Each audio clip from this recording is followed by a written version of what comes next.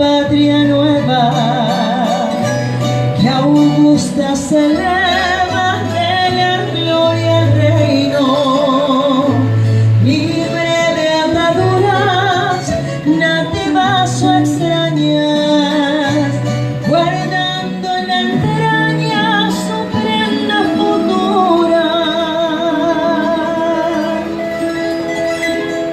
Patria que no tenga hijos desgraciados, ni amos insaciados que usurpen sus bienes, pueblo soberano por su democracia, muerto con fragancias de fueros humanos.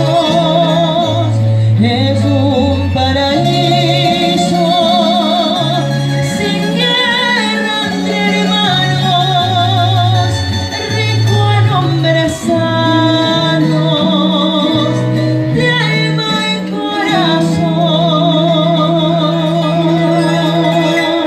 con niños alegres y padres felices y un Dios que bendice su nueva ascensión.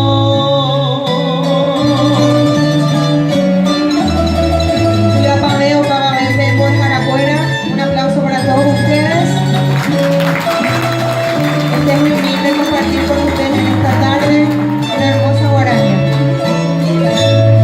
Patria sin murallas para el pensamiento, libre como el viento sin miedo